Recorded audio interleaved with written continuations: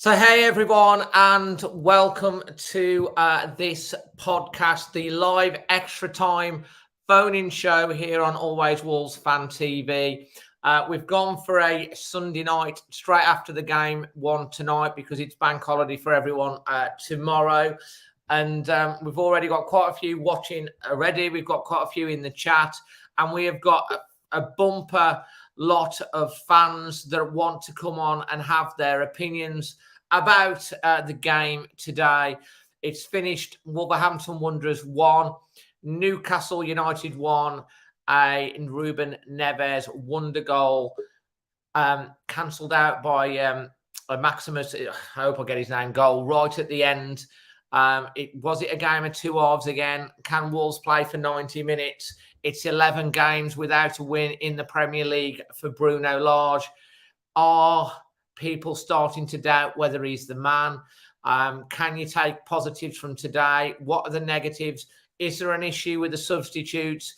Wolves have to go and face a Bournemouth side that got beat 9-0 by Liverpool in their last game. Is this a must-win game?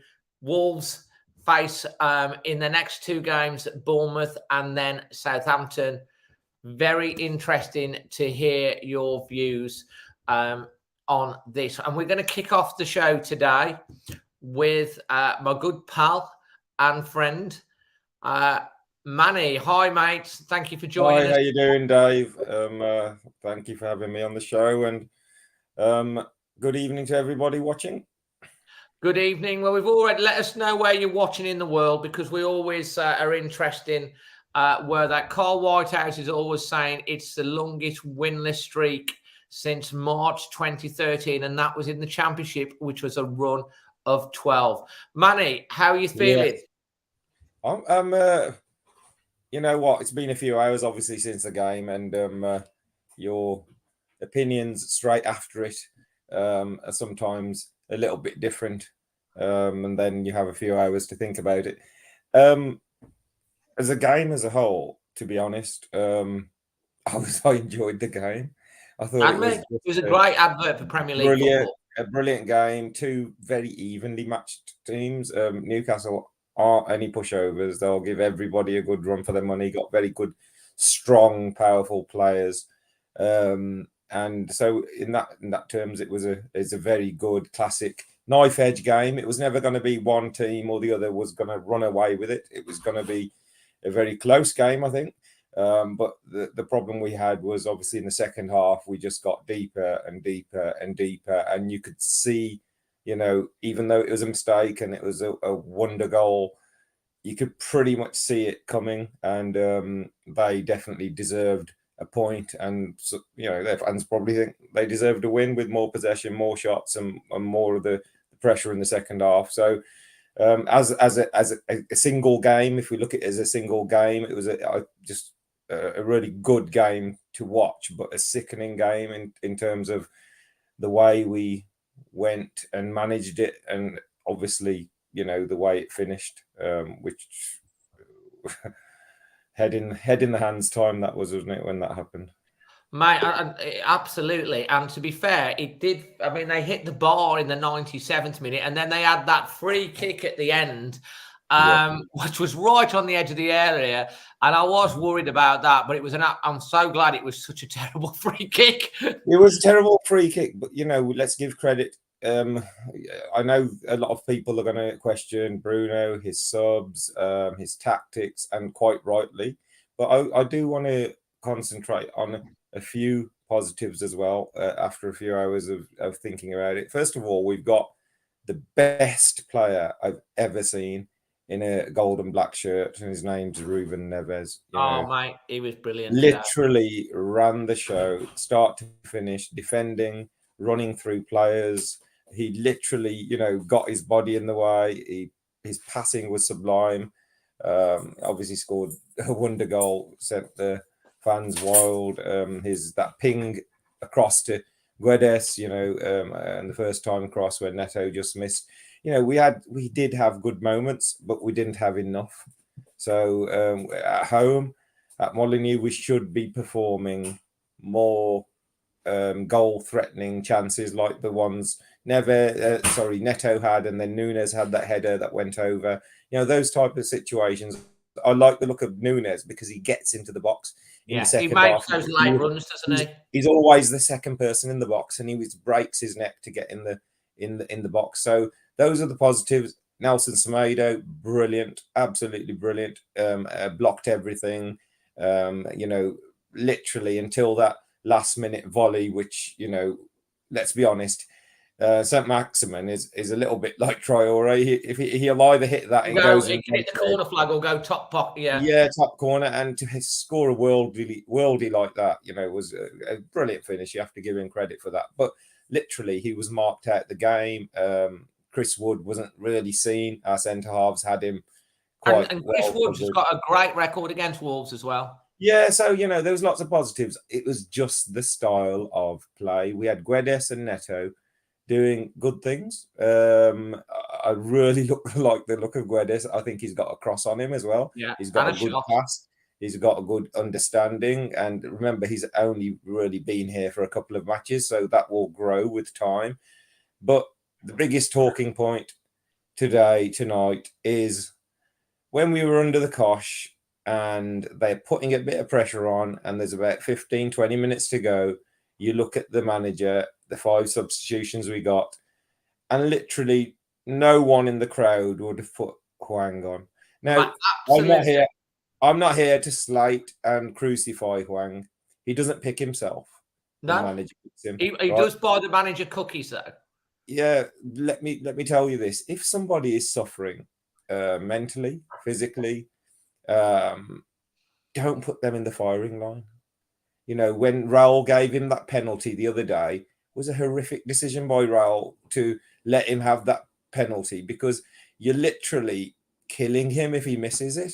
So you're putting him in a place of jeopardy, and he needs to get out. He needs to get out of the first team environment and just find his head again, because let's be honest, every time he makes a mistake or misplaces a pass, some of the things the crowd were saying was horrific, and Nunes misplaced a pass afterwards. Nobody said anything then. So he's in that situation. So why would you put him in that situation time and time and time again when you know the guy is suffering? Get him out. We've got options. So Traore was the obvious option to carry us forward. Most threatening part of the second half was when Neto broke and squared it to Raul, and Raul scored, and then it was given for a foul. Quite rightly, it was a foul. I watched it back after he pushed him. Yeah, it was a foul. So but that showed that how we could carry our attack forwards by introducing, if we were going to take Neto off, put someone like Traore on. If we are clearing the ball, his pace, and the centre halves, wouldn't want to face that type of pace that late in the game. Mate, I absolutely agree with you, because this is what I was saying after the game. When he made the substitutions, for one, I thought the substitutions were too late. It was a warm game. We were clearly under the cosh. Yeah. We were starting to fade, just like we seem to be doing in every single game. It's like the last 2 years, we've been great in second halves. This year, we seem to have a good first half, and then we fade.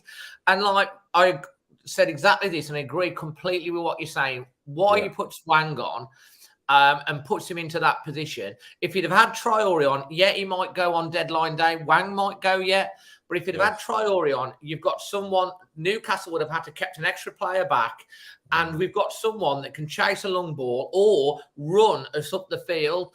Hwang, what was he doing? I don't know why he was where he was. Virtually 2 yards from the touchline, and it was a terrible clearance. 9 times out of 10. You know what? I'm not gonna crucify. 9 times out of 10, that can happen. It wasn't it was a bad clearance, but it wasn't like he tried to put his foot and he just sliced it slightly. Slide off, He went out, and it could have been clear. It could have easily fell to one of our players, and it could have been cleared, and then nobody would have predicted on the volley. A brilliant goal. And the thing is, everything he does at the moment is going wrong. 100%. So that's 100%. What and that is recognised by the whole fan base. So why Bruno can't recognise that and take him out of the firing line? I always say, if somebody's suffering to that degree, take them out of the situation. Don't put them in again, because you're actually more than likely going to make the situation even worse for them. And so, that was a horrendous decision for me. And these sort of things have to be questioned, don't they? I Yeah, think of course, yeah. the whole fan base pretty much can like, why did he bring Wang on? Pedencia, why did he not bring Traore on? I had Dendoncker and Traore in my mind. I thought those two would be the two bringing on, and then he brought on Pedence and Wang. And I thought, we've took both wingers off, and I thought both of them actually, both left and right forwards, were doing really well. So to change them both just seemed a little bit. Honestly, I didn't think it was needed. Well, Neto was. I mean, you only saw just not long before that how he got up the pitch, and it was disallowed, but he still had a lot of energy in it. Martinho's 36 years old. He's a fantastic player, but he's you've got Dendoncker on there. We were facing a hell of a lot of long balls and corners. So, having that extra height in the penalty area. But to be honest, we didn't need it because our defence literally cleared everything. Let's be honest, we didn't until that last ditch, and then we've dropped our heads and they've hit the bar.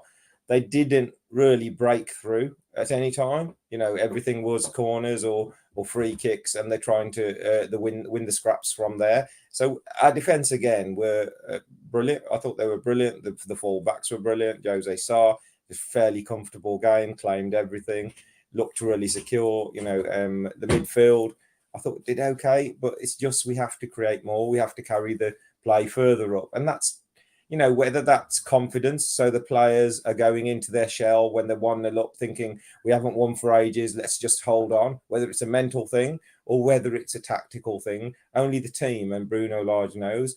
But time is short in the Premier League. We'd ideally love every manager to have 3 or 4 years to get the perfect setup, but it doesn't happen anymore.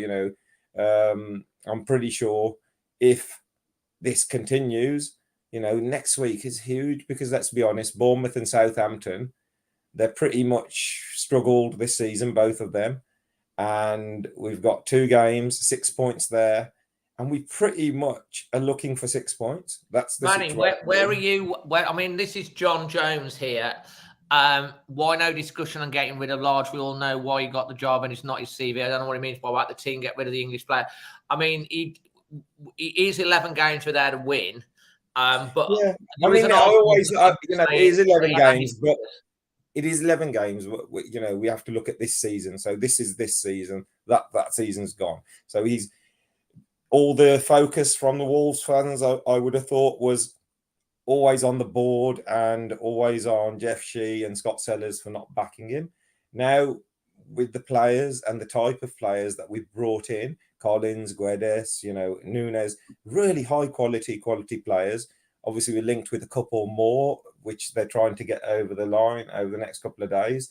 So now the focus is going to shift. Yes, I feel for him a little bit because the players should have been brought in before because, 4 games have gone past. 4 decent games where we should be picking up points have gone past, and we still haven't got the team that we want in terms of, the forward areas. So, but the focus will shift because £100-odd million will have been spent, and it will be down to the manager then to get a style of play that, even in defeat, if you're on the front foot, if you're creating chances, if you're playing good progressive football, then you pretty much, even in defeat, will say, okay, I can see us going places here.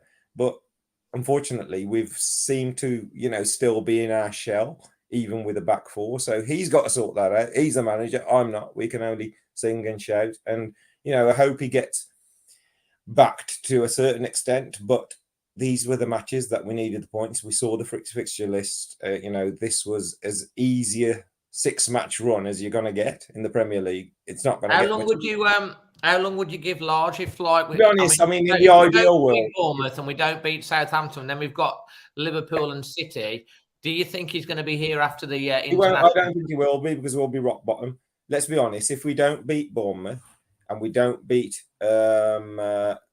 Southampton, say for example we lose both, you can see him being, six games, only 2 points with Liverpool and City. So it means after 8 games we will be rock bottom. that's what the situation will be. So he's got a big week, hasn't he? He's got a big got week. a massive week. I think the Bournemouth game, because I mean, like obviously they got tanked 9-0 by Liverpool. You know, they kind of are the whipping boys of the Premier League. And if Wolves don't beat that, you know what the fan base are like. The pressure's going to really be on him. I mean, I think not winning today would have took a bit. I'll tell you what, the other thing that concerns me about Bruno Lage, and I said it when Kiana Hoover was, banished and eventually got sold. He came out and he had a go at Hoover. Out, hasn't he? And I thought to myself, Bruno, don't have a go publicly, sort it out in the dressing room. Now we've had another situation today, Willy Bolly, Yeah, that was nobody had a clue about this. Neither did the press. So Bruno decided to air this in the press again. Now, for me, sort it out in the dressing room and get rid of him. If he doesn't want him, get rid of him. You don't have to put it out to the press all the time, because in a dressing room, not everything is always rosy. But your job as a manager is to deal with those situations and not air your dirty washing all the time. So that concerned me, that he talked about Hoover in that way, and now he talks about Willy Bolly. What he's done is disgraceful, and if he doesn't want to be there, get him out there. But it still should be sorted out in-house, and it should just need to be because all that does is focus the attention on the dressing room. Is he losing the dressing room? Questions start being asked. Connor Cody, suddenly started saying, I didn't feel like I wanted to be there. And that was like, so you'll start asking questions, and Morgan Gibbs-White didn't sign a contract and Bolly didn't turn up. And, so suddenly people will start, and then we're not performing either. So all these things do get put together and it puts pressure on the manager. We don't know the answers, but I just think the way he deals with issues in-house, it should be in-house, sort them out, get rid of the player if you don't want him, bring him who you want, but don't have to air all of that, like I said, the dirty washing in the public eye, because it sort of sometimes shifts the focus of you, Bruno. What did you do today? Did you make the right substitutions? Did you make the right calls? And trying to deflect it onto these issues which happen in dressing rooms. We're not no different to any other one. So that concerns me. And obviously the results are there for everybody to see.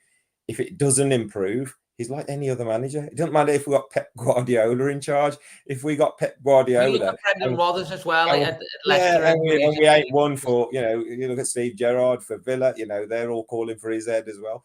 It's a results business, and we've got players. We can see the quality of the players we got. Yes, we need another striker, but we've got some brilliant, Kilman, Collins, Sarr, Neves, Nunes.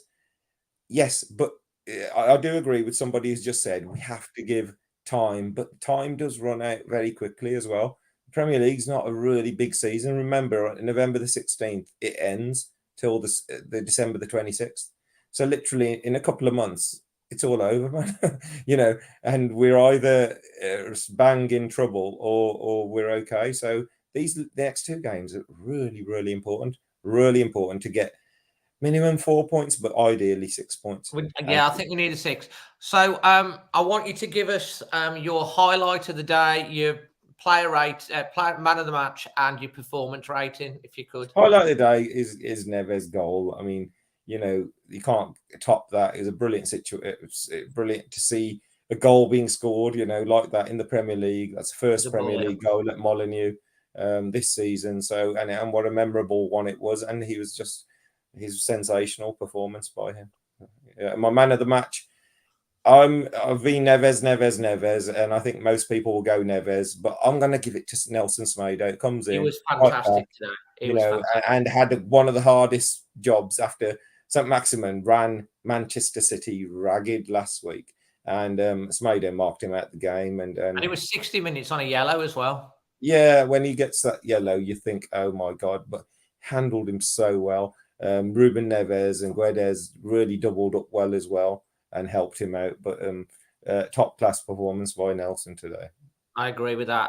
When I did my my match reaction, it was like a real honourable mention. I gave it to Neves in the end, personally. I think most people will give it to Neves. So and that one pass that he did in the first half, that brilliant pass that he did as well. Yeah. Brilliant. And your performance rating? Yeah, performance rating again. I can't. At home, we want to win when you're 1-0 up. So it's a 6, and it's because we sat deeper and deeper and deeper, and it was almost like they're gonna score. Everyone, we're literally hanging on. So we have to manage games better. We're better than that. Our players are better than that. We don't have to sit that deep in that position. And if that's tactics, then Bruno needs to get them right. Yeah, someone said we were frightened at the end in the thing that I think that's pressure of not winning. Yeah, confidence. So when you're only 1-0 up, had that second goal stood 2-0, you would have seen a big sigh of relief. The players would have just probably popped the ball about, and they would have been the Olays, and we would have won. I'm pretty sure. Yeah. But it didn't get given, so you're still 1-0. It's still a knife edge, and you have to somehow you have to scrape a win. I'm not going. When you look at Bournemouth, people are saying, "Oh, Liverpool has scored 9." Forget that. We've got a match to play. It's a 90-minute game. They're professional footballers. I'll take 1-0 off somebody's backside, own goal. No, you will take it by hook or by crook. We need to get a win. We need to get 3 points on the board. That's the thing we have to beat. Off our back. Must-win game. Yeah, that's right. Yeah, and it is. Someone just said too early to start judging. Yes, it is. But this has gone on in his capacity for like you said, about 3 months. 3 months of actual football. End of last season, start of this season, where those 11 games are relegation form, and we're in the bottom 3. So it's no coincidence. We have to score more. We have to create more. I'm still hopeful. I'm still hopeful that we got players. We have got players, and if we do get Traore, then the next Traore, Boubacar Traore, and Kalajic, who's touted for us. Be interested to see what happens in the window, and we'll do a proper podcast after that, and then do a revisit our predictions. Tony Bernardo says too early to start judging. Trust the process. Last year started worse, but I will say no, it didn't, because at this stage we had 3 points.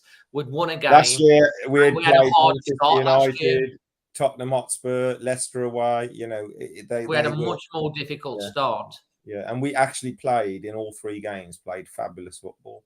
So that's the difference, and we need to get back to playing that type of football, front foot, putting teams back on the back foot and creating chances, and then we'll all have hope. We've got the players to do it, and we. And what's your what's your superpower to finish off with, and just give it a plug for the next superpower would be to go forward 1 week and put all your minds at rest. I like it. I would have known what's happened against Bournemouth and Southampton.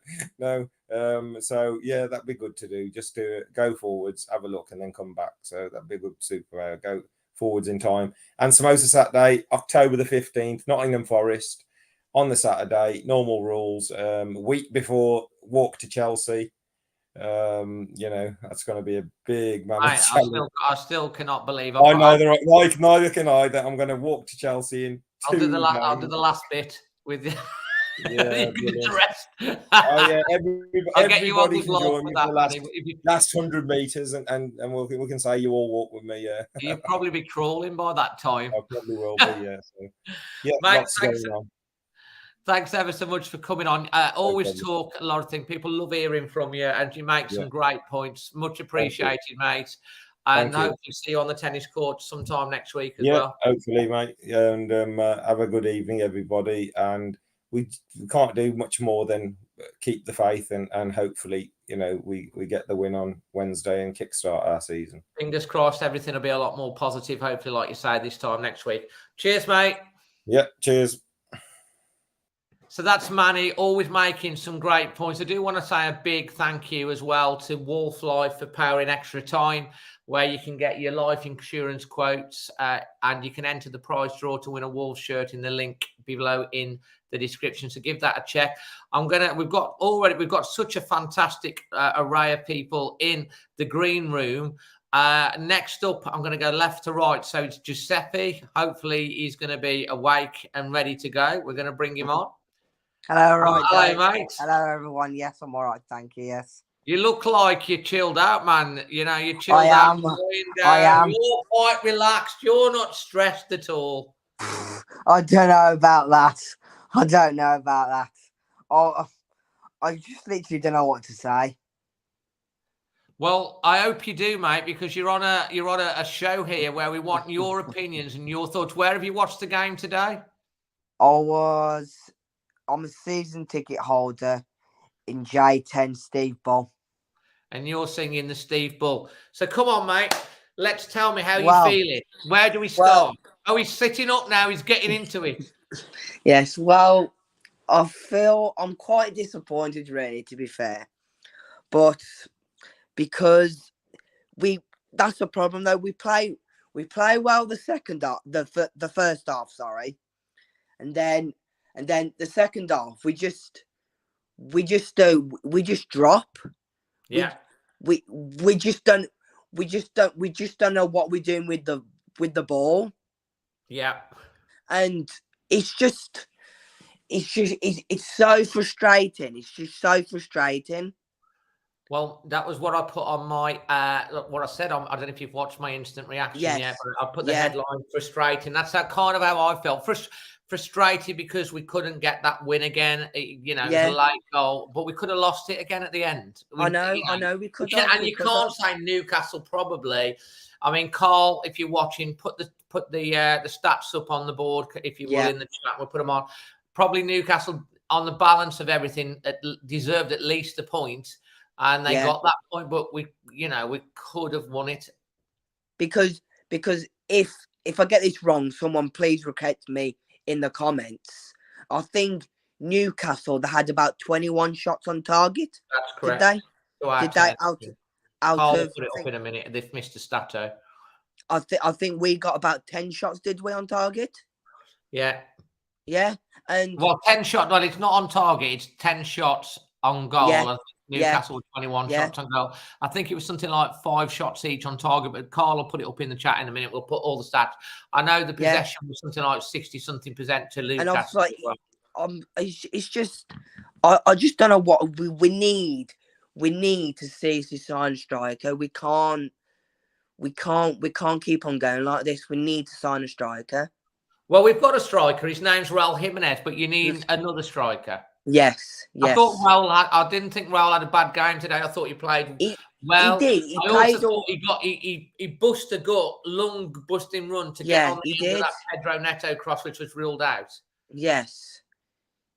He played well, but like I said to my mate earlier, since he's had that injury, he's not the same player anymore.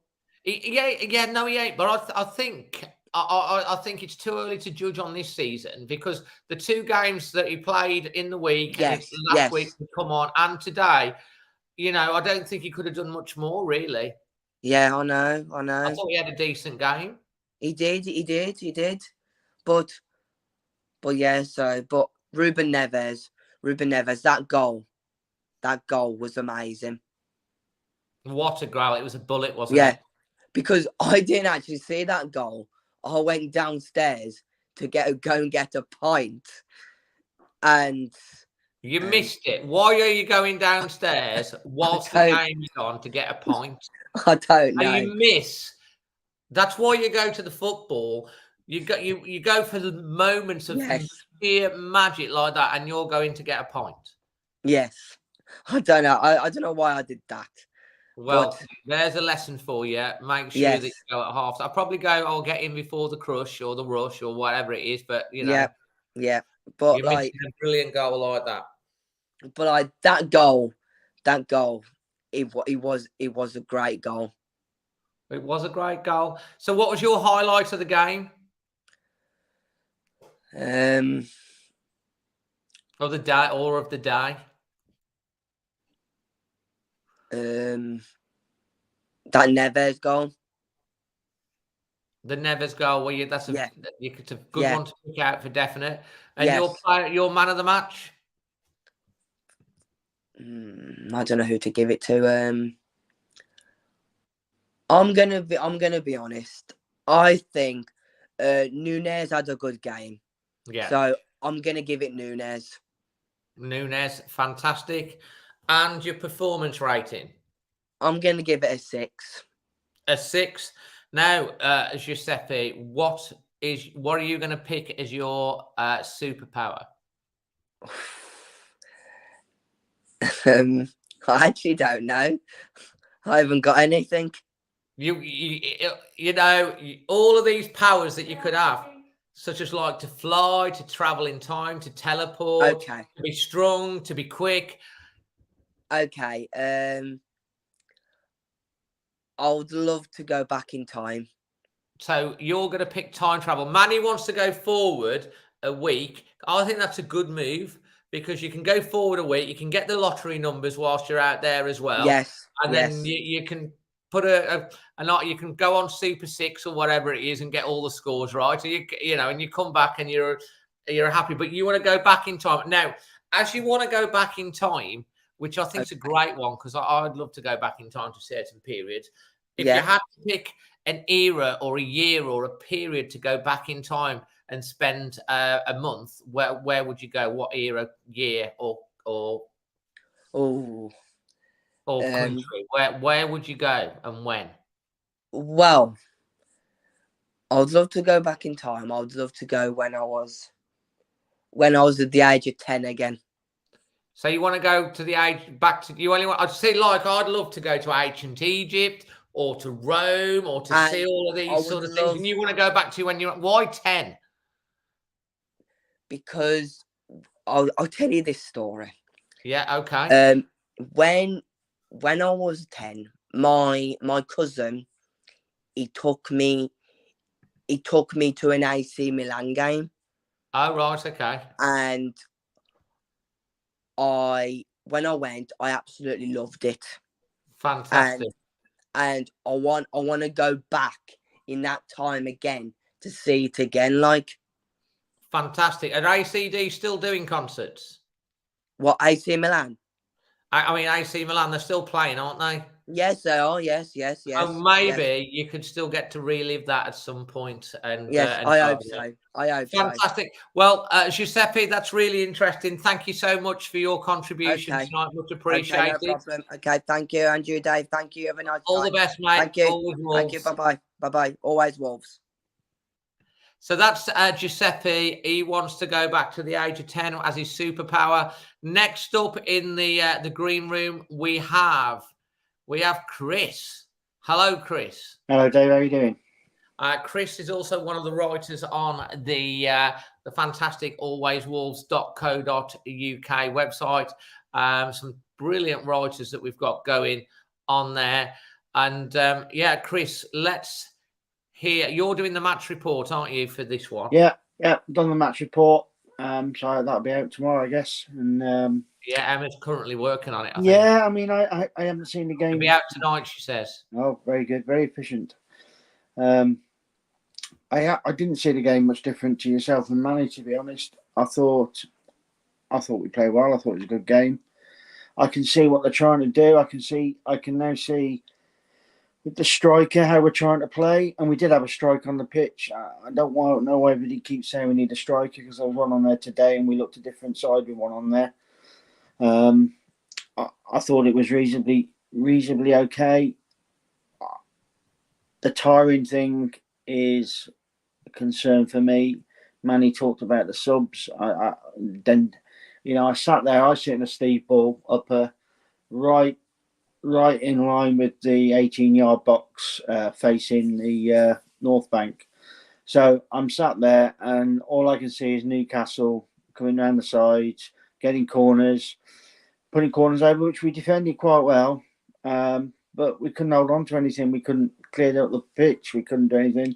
And I'm looking at the bench, and I can see two players on there, but 5, 6, 7, 8 minutes went by before they went on. And it was just all too late. And I am concerned with Bruno in he doesn't seem to be able to inject momentum into the team. midway through the second half. It Leeds twice. I mentioned it last time I was on. At Leeds, they got some momentum, and they came back at us. The same at home when they beat us 3-2. He doesn't seem to be able to recognise that and do something about it. And you know, Wang and Prudence, you know, it should have been Dendoncker and Traore. You're right. That's exactly, yeah. I mean, you know, he didn't bring Dendoncker on till the 96, 97 crazy. minute. It's crazy. You know, I don't want to get too downbeat about it. I thought it was a great match. I thought we did well. It's been much better than most of the other Newcastle matches we've had at Molineux, to be honest. But just worrying signs. If you know, the Wang thing, Bruno's a manager. He's got to manage, and as a manager, you wouldn't want to put your people in that position. And I just think he's mismanaging it a little bit. I get his ideology.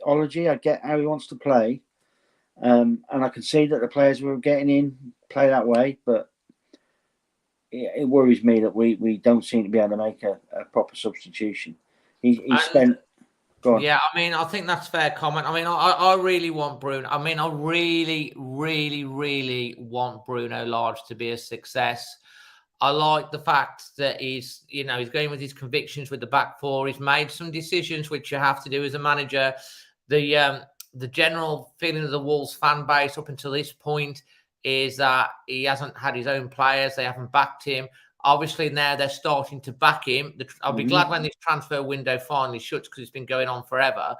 But like the focus then turns away from Jeff, the board, and Scott Sellers, and the focus then starts to come on. Okay, well, you've got these players now. You've got a squad. It starts to go on to Bruno. And yeah, you have to judge this season because it's a different side to last season. But we are 11 games now without a win. I think Carl said the last time we went 12 was in the Championship. I don't know does anyone actually know what the longest winless run is for Wolves? Because if you do, put them in the comments because we in the chat, because I'd be really interested to know. And I like Bruno Lage. I like I want him to success, and I do think at this point it's a bit like the Ferguson type thing with Man United back in the day, is that maybe one result, one bit of luck, getting that win, and we could go on a run. We just need to get this monkey off our back, get the win, and then, because you could see today they were desperately trying to hang on for this victory, and because of that mentality, we're getting deeper and deeper and deeper, and that's why I was annoyed that he brought Wang on when he did, and he didn't bring Traore on, who had a great game. Okay, against Preston, he scored a goal. He showed a bit of desire. Yeah, he might not have signed the contract. Yeah, he might be going. But Bruno said he's just this week, I'm happy with Traore. Traore's happy with us. Bring him on. They would have to drop a player back to keep on him. And he's an outlet, either for the long ball to chase down or to dribble it out. And he brings Wang on, who's lacking in confidence. The fans, he's not, he's low in confidence. He got exposed the weekend. He missed the penalty, and he's back. And he miscues a clearance. And the poor lad, really, everything he touches is like kryptonite. Yeah, it goes wrong. Yeah, I mean, I'm not going to say there's things he could have done. He could have played it out for a corner. We defended him well all day. He could have played it out for a throw in. He could have done it, but he tried to hook it back over his head and sliced it. That's what it was. I mean, I do want Bruno to succeed. I think I like the way he wants to try and play the game. I think the back four are playing really well. I was so pleased when I turned up today. You know what I'm like with fullbacks, Dave. I've moaned about Aït-Nouri for the last 3 weeks, and it was nice to get two fullbacks that could defend. And it made such a difference. I thought the first half that we were fantastic, and I would give Semedo one man of the match, to be honest. I thought he was really, really good, and he's had some knockers over the last year, and most people are starting to realise he's not half bad fullback. No, Semedo had an absolutely fantastic game. Carl Whitehouse has put on there Swindon 15 games, the longest winnings run in the Premier League. What I want to know is what is the longest winless run that Wolves have ever had? Come on, Carl, dig this out. I want to know what Wolves' longest winless run. Mate, what's your highlights from today? I don't want to say the Nevers goal because I'm kind of getting used to them now after 3 years of, what has he got, 16 outside the box now or something like that? Yeah, I mean, I'm quite used to that. I think a couple of things. I mean, I always played in defence and I played Liverpool. So, you know, I to see Semedo come back and play such a strong game, I thought was a highlight a little bit. I also liked... there's a couple of crosses, a couple of balls that Sarr came out for, and he really did command his box. And I thought, yeah, they were. That was a really commanding goalkeeping effort there at times. So, but I'd say Semedo's performance for me was the highlight of the game. He was really good. Are you giving Semedo your man of the match? Yeah, definitely. Yeah. And what would be your performance rating be, mate? I'd go a 7. I'd give the manager a 5. And how are you feeling ahead of the Bournemouth game now? What's your thoughts on that? Not going to get carried away because they're 9 goals in. I don't think it's going to be easy. I think we can get a win. I think if we play the way that we did for the majority of the game today, I think we'll probably go there and get a win. And we need to, because I think if we don't win both the next 2 games, I think there's going to be a bit of a outcry for things to happen, and I don't really want to be in that position. I agree. It's like, this is why I really, really hope that we put on the performance. It's not going to be easy going to Bournemouth, because any team that's lost 9-0, you've seen Southampton react to it in the past when that's happened to them. Any team that's lost 9-0, they've been humiliated 9-0. They're going to come out the next game and they're going to be giving everything in front of their own fans. They're not going to give an inch. It's not going to be easy. It's probably the worst time to play Bournemouth after that result. So it's not going to be easy. However, it's not going to be easy at all. However, I do think if we don't get the win, if we don't get the win against Bournemouth and we don't follow it up against Southampton, and then you've got City and Liverpool, which are 3 hits in a way, I do worry about Bruno. Carl says the longest winning run Wolves have ever had is 19 games, December 1984 to April 1985. So we're a long way from that.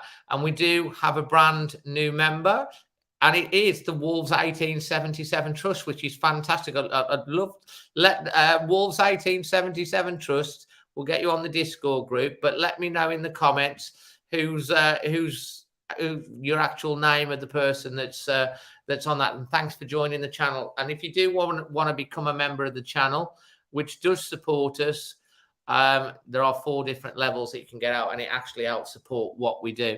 Mate, some great points. Look out for Chris's article, which will be up on Always Wolves. I'm just going to put the website address up here. In fact, Emma, can you put the website address up in the chat for us, please? And then we'll put it on the screen, because we've got some fantastic, talented writers. We've got Liam coming on as well. We do cover the Wolves women as well on stuff. We've got young Jess that writes for us on that as well. And if you want to become a member, get on there. It really supports the channel. Mate, your superpower, what are you going with? I think after today, I want the power of tornado wind breath. The tower of what? The power of what? Tornado wind breath. Tell us more about that. Because at the moment, I think the only way we're going to get the ball in there is if I sit in the stand and blow it. I love what you did there, mate. I love what you did there. So basically, when they're attacking, you can blow, and the ball will just a bit like that's blow it. Football. When we used to do the blow football, you're blowing that's it. Yeah, I like it. Yeah. I like it, mate. Chris, thank you ever so much. As I say, Emma has just put the link on the screen. Make sure that you do go and check out the alwayswolves.co.uk website. I will put it on again. I will actually put it on the screen in a little while, so that you can have a look at that. and because we do have Liam that's coming up as well in a little bit. Mate, thank you so much for your contribution. Absolutely brilliant as always. And let's keep the faith, eh? Yeah, always Wolves. Always Wolves, mate. Fantastic. Yeah. So that's Chris giving his thoughts on that. I do have a special guest. We've just been talking a little bit now about the Wolves women. We're going to have a little change of pace because we do have a guest that just want to come on and talk about the Wolves women. They've been in action today. I believe they've won 5-0. I think it's in the league. And we're going to have Nick from the Wolves Women podcast. Hi and welcome to the show, mate. Hi, Dave. Thanks a lot for having us on. Yeah, we had a barnstorming 5-0 win today in the league. Second league fixture of the season. Away at Huddersfield. So, yeah, really good. Huddersfield just got promoted, had they? Or were they? No, Huddersfield were in the same league as us last season. When we played them at their place last season, we won 3-2. And when we played them at home, we won 2-1. So really close games, really tough games against them. And they, in the opening game of the season, they played away at Bournemouth, St Michael's, obviously down the road, and who Bournemouth have just been promoted, and they absolutely smashed them 7-1. Wow! So for us to go up to their place and give them a good doing over, and I'll be honest with you, 5-0 flatters Huddersfield. Were you there today? Yeah, I was there today. It was one of those. I'm going to get in early with my superpower, if that's okay, Dave. Oh, go on, yeah. I want to be. I know what this is. Let me guess. Go on. You can teleport from there to Molineux. Not quite. Split myself in two, so I can watch both teams at once at the same time, because it was literally 2 o'clock kickoff. So I'd taken the kids up to Huddersfield so they could watch the women. That's right, because the women tend to play on the Sunday, don't they? Yeah, Sunday 2 o'clock is pretty much standard, bar the odd evening game. So we've got Stoke away on Tuesday night, and then it's home again it's Wolves Women's first home game of the season this Sunday down at New Bucks Head. I'm going to talk to you about that in a minute. Yeah. Where does Stoke women play? Off the top of my head, I can't remember. I'll put the comments in and I'll drop you the comments with it. But yeah, it's not at the Britannia Stadium. It's one of the smaller grounds in the area. But yeah, it's it'll be a good game, that one again. They're the sort of bottom end of the league, so we should be in for some goals in that one as well. Let's say who scored for Wolves women today? So we had. They're actually showing the men how to put the ball in the onion bag again. As per usual. But yeah, so in the first half it was Maz, and then in the second Maz Gauntlet, and then the second half, Amber Hughes got the second. Tammy George scored the third, and to be fair, it wasn't one of Tammy's usual worldies, but she scrambled in. Jade Cross got the fourth, and Amy Dicko, smallest player on the pitch, managed to head in from the corner. So is she like the Wolves women version of Daniel Pedence? She is. She is a little terrier as well, and I'll be honest with you. She, I wouldn't want to be facing her in a scrap because I think nippy at the ankles. Yeah, proper sort of get stuck in there. Like a little terrier. Yeah. Fantastic.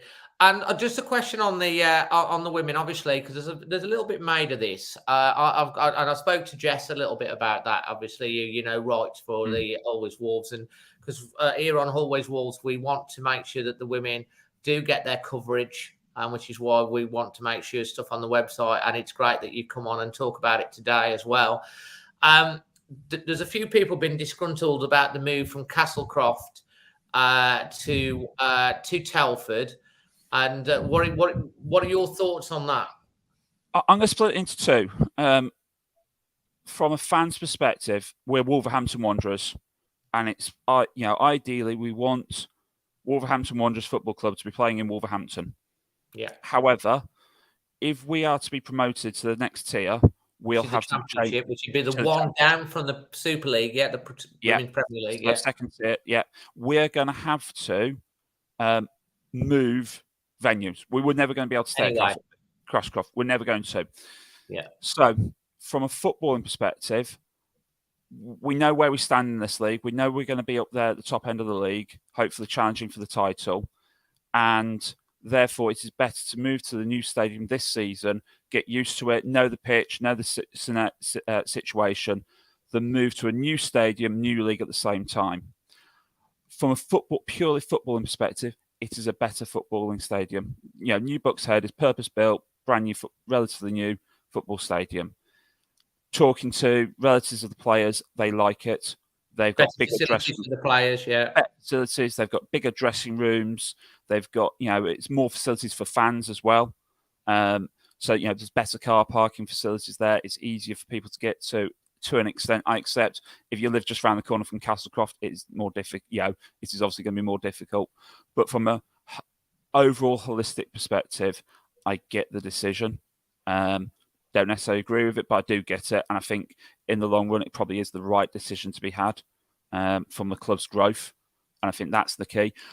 Now, personally, it's over to the club to make a decision on how they're going to promote that and get there. Because we're averaging about 400 fans a game last season. Yeah, which is decent. Certainly when you think that sort of teams in the Championship are only averaging about 600-700, or obviously last season, this is pre-Lionesses, and there's huge amount more interest now with the Lionesses. Yeah. So I think there's going to be more fans there, and I think it's going to be much more challenging. But I certainly would say get down to the New Bucks Head on Sunday, 2:00 kickoff against Loughborough Lightning. So they're a decent side, aren't they?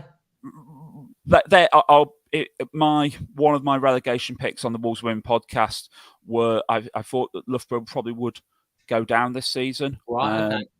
I think they'll be one of those who'll be hovering around. Who were the main ones? I know they drew the first game of the season against Liverpool, somebody or other. Liverpool Feds. Have they anything to do with Liverpool Football Club? They can't be, can they? No, they're a separate club.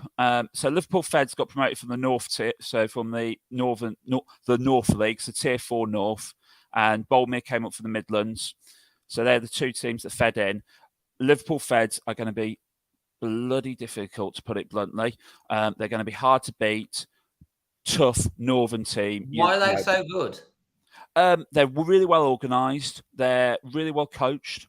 They've got some good players. I mean, Liverpool, hotbed of football. Yeah.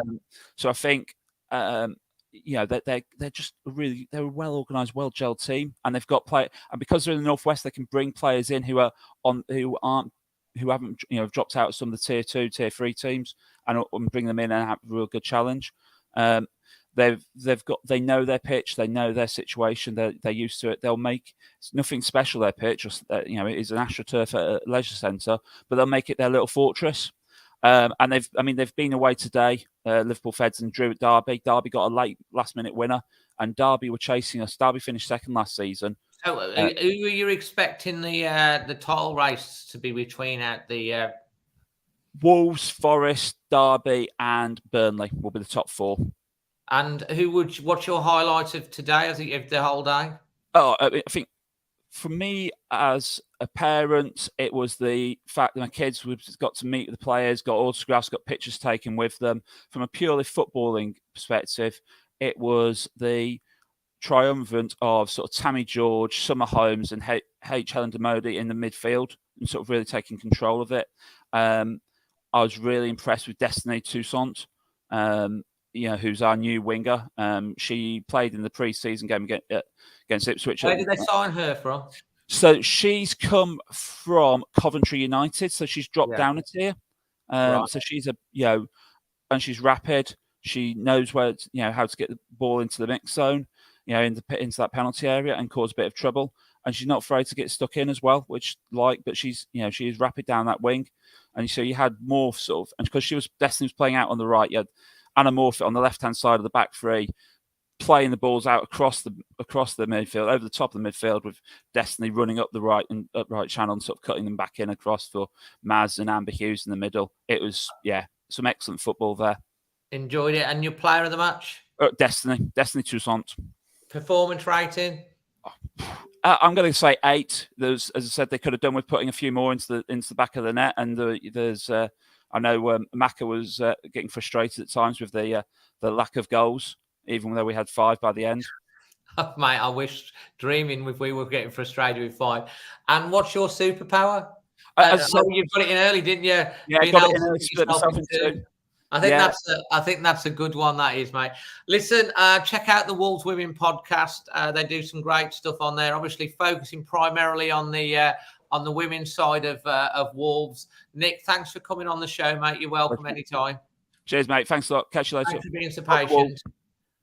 Always Wolves, mate. So some great insight there onto the Wolves women, obviously, and we wish them a lot of success. Next up, we're going to have Bob, followed by Liam, Kane, and then Scott. So, Bob, here we go. Hi, Bob. Hi. Can we hear you? How are you? Hello. I'm good. Did you watch the game today? Your camera's not that well, but we can hear you. I did. Hang on. Give me a moment. Okay, Bob. Your sound quality is not so good there. So, where did you watch the game today? On the channel. Good game, but Yeah. bad reactions from Bruno. Sorry. Bad Okay, decisions and on the subs. okay, have you got a highlight of the day?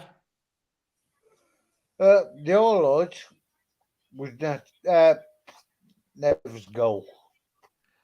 Okay, fantastic. And your player of the match, man of the match. Me, Tomato. He had a great game, didn't he? And what's your performance He did. rating, Bob? To me, performance rating, 5.5. 5.5. And what's your superpower, Bob? Difficult to say, but I will say if we don't beat Bournemouth, we're in trouble. We are in trouble, aren't we, mate, if we don't beat Bournemouth? Do you think we'll beat Bournemouth? Hopefully, 1-0. 1-0. But, Mate, they're coming back after a 9-0 thrashing. well, I hope you're right, mate. They are going to be up for it. They are definitely going to be. And where in the world are you based, Bob? I'm in Dover. Because sorry. do they have electricity in Dover? They have, but sorry, I've had a few You drinks. need more candles next time. No, I've had a few drinks tonight. Next time. Do you know what? I really can't tell. I honestly can't tell, Bob. I mean, you know, it's absolutely brilliant that you've come on. I've never had quite. I have had Ghostman on before. I'm sure you'll get you'll have like your own little following of people and stuff like that. But I mean, I admire you for coming on. But we definitely need to get you some more candles and probably a shirt for the next one. So, you know, if you could, maybe the shirt. I've got the shirt. You've got a shirt. Just not this time of night. Well, mate, if you come on next time, if you could wear a shirt, because there are some people that think you're in a sauna, and I know it might be hot, but we're not that kind of show, to be fair. So, mate, literally, thank you so much for coming on. Dave. Yeah, next time I'll wear the shirt. Not a skirt, not a skirt. No, a shirt. Just you can wear what you want. You can wear a skirt at the bottom if you want. Just a top would be good. I'm glad, to be honest, I'm quite glad the lighting is bad. But anyway, we're gonna say ta-ra for now, and we'll see you on the next one, or maybe next year or something like that. But anyway, thank you so much for coming on. Take it easy. Take it easy. Nice one, Bob. Cheers. Okay, so that's live TV for you and stuff like that. We've had Ghost Man and that's Sauna Man. Bob coming on there late at night. He's self-confessed he'd had a few. He's promised to get some candles and also wear not a skirt, but a shirt on the next time he comes on. So fantastic for him. He didn't answer what his superpower is. I'm kind of guessing it might not be anything to do with light bulbs or anything like that. Anyway, so cheers for that. And, you know, Bob's already got a fan. Go on, Bob. Whack on the skirt, Bob. Rebecca, obviously, it's a family show. Fantastic. Wolf one said Bob's had a few shots. Fair enough. Bucko loves Bob. So, Sergio's basically Santoni's making a point to the cost of living crisis, saving the pennies.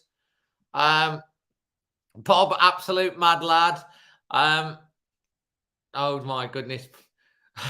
Chris, Bob's superpower is to make clothes invisible. Katie Merricks is literally rolling. We love it, the comedy of the show. He does. Rebecca Harper's laughing as well. And James Bond is saying, go on, Bob. And Rebecca says, well handled, Dave. Thank you so much. Is Bob Bruno's substitutions? Maybe.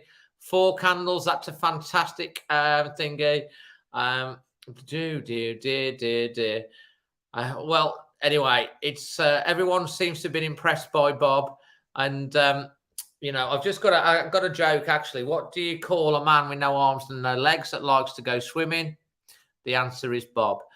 There you go. Anyway, so we're on to Liam, who's going to be on next. It is a live show. Liam, what did you make of that, mate? I've seen you in the background and you were having a chuckle. I'm not sure I'm going to live up to that one, but I'll give it a go. Well, Lucas reckons he could be our new number 9. Hopefully, if he can score a goal and get him in. But yeah, he'll have to wear a shirt though. Yeah, with his name on the pass, Bob. Maybe with mate, as well. Absolutely good. I just want to do a share actually. So we're going to share the screen, and we're going to go onto the Chrome tab, and we're going to go onto the Always Wolves, and we're going to share that. So this is the Always Wolves website. There's all the latest news on there, alwayswolves.co.uk. Make sure that you get on this. There's my match reaction. You did you not recently do the midfielder thing? Yeah, the midfielder one, yeah. So you can see all down here, we've got all the reactions, we've got player ratings coming up and all that sort of stuff. But if we go on to the news side of things here, you can see that you can go on to that. And this one here, the Midfield Dilemma, which is a brilliant article, which will load up in a second, by Liam. It was a brilliant article that he's done, 2 or 3.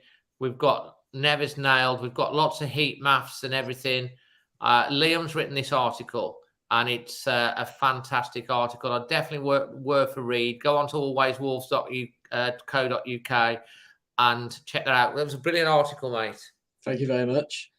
Yeah, I mean, every time I seem to come on the show, we seem to draw. So hopefully next time we have a win. But I think Newcastle are a very good team, and I think we've got to remember that last week they played really well against Man City. Like, you don't see teams score 3 goals against them, so they're a very good team, and I think we did very well for the majority of the game. And one mistake does lead to the goal, but he's tried to clear the ball and he's just sliced it. Mistakes do happen. I know Hwang's not having the best patch at the minute, but I don't think you can blame him too much for that one. He's tried to clear it. You can see what he's trying to do. It just seems that everything he does goes wrong, though, at the moment. And it goes back to the point that Manny has made. When things are going against you like this, do you take him out the firing line? I mean, did you agree with the substitutions? Not entirely. I think there was a lot of you could have done there's a lot of other solutions you could have took that would have been a bit better. I think Neto and Guedes were having a really good game, and I think Neto was just getting into it. I think he was getting worked up about that disallowed goal. I think he was fired up, and he's on a yellow. He could have got another yellow, but is it worth to take the risk to keep him on to hopefully get another goal? Maybe, but I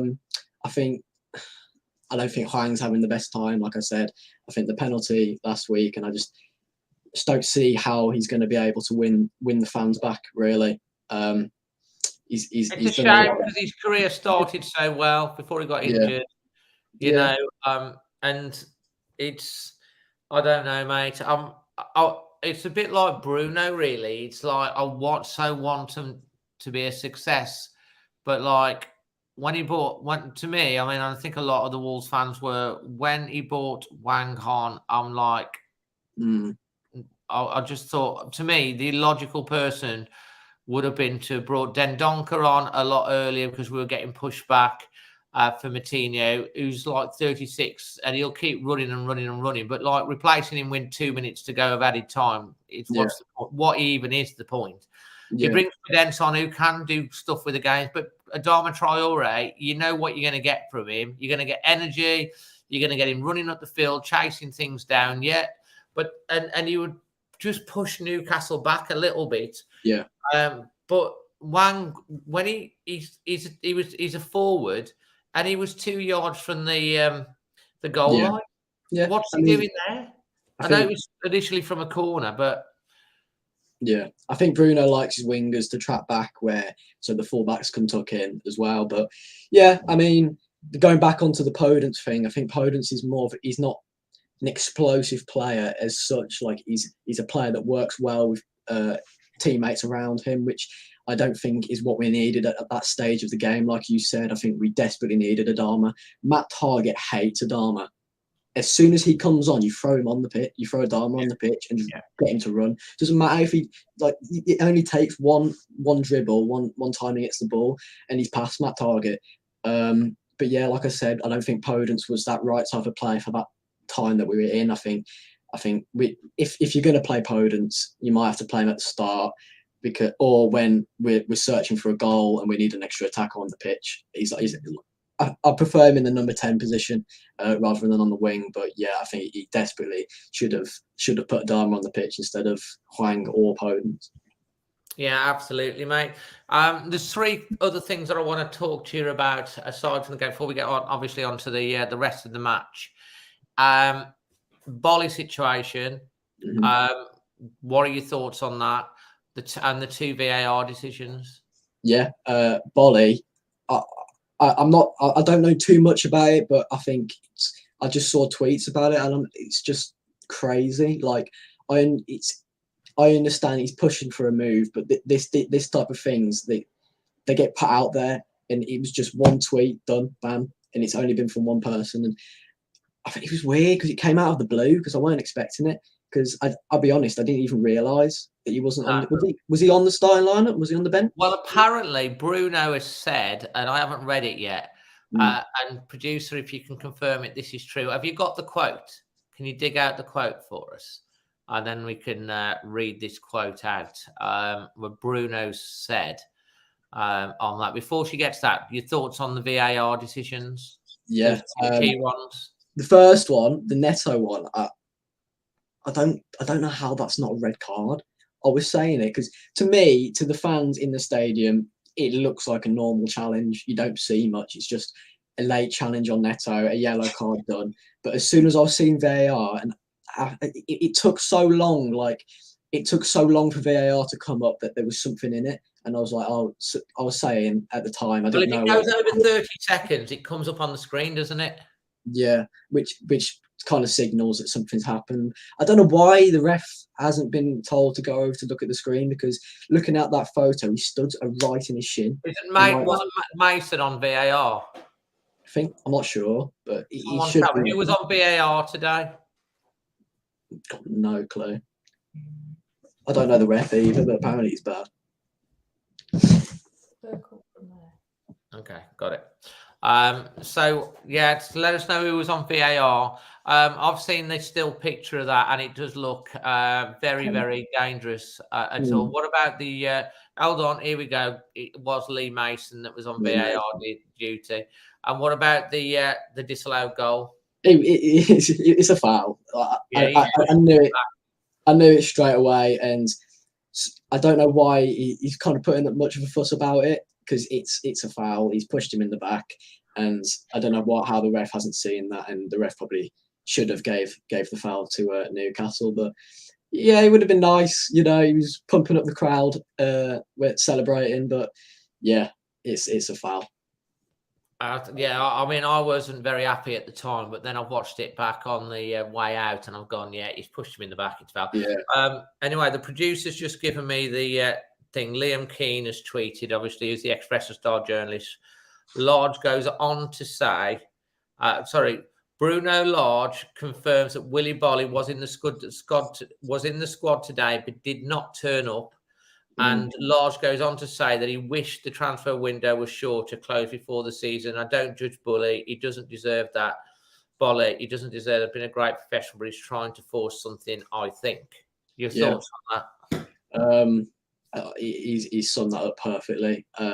It's either we do the business a bit earlier or the transfer window ends at the start of the season. So Wolves would have been forced to make those deals before the start of the season, because now it's a sense of you see all these rumours linking players away. You're going to have to replace them and you're going to have to nurture them into the squad. And that's such a difficult task for Bruno to do, because you could even see 4 players coming in before the end of the window, and they're going to be thrown straight into the action, and he's going to have to nurture them in. So it's either you do the business before the start of the season, or like he said, the window ends before the start of the season, so everything's done. And what do you think? The fact that Bolly was named in the match day squad and then didn't turn up? Yeah, he wants to go, doesn't he? He's seen these things and he just wants to leave. I think you could see where he's coming from. He's not really going to get in the squad above Collins and Kilman at the moment because of how good they've been, and seeing Nottingham Forest come in for him, seeing the injuries they have, it'd probably be a nice opportunity for him because he's only really been at Wolves. So it'd be a good opportunity for him. But yeah, he clearly wants to move. And do you think though? I mean, I'm like, I've always loved Bolly. Bolly's always given a lot to the cause, and yes, Kilman and Collins are the starting 2, but these players are paid shed loads of money to go to work, to have the privilege of being a professional footballer, and you're named in the match day squad and you do not turn up for the game, whether or not someone's interested in you or not, you're paid to play football and you've given this to the club, and then not to turn up. And I think that's disgusting that you should do that. And I love Bolly, but also, do you think it's right that Bruno Lage has put this out there? Yeah, I think Bruno's right for putting it out there. We don't know what's going on behind the scenes. Morgan Gibbs-White wasn't signed on a contract for one reason or another. We just don't know. But I think he should be turning up to the matchday squad. You could say all of this could happen behind the scenes. You can do this without still going to the game. You can still want to pursue a move. But yeah, it's a weird situation for Lage. But yeah, he's probably right for putting it out there, and he's being honest, which is what Wolves fans would have wanted.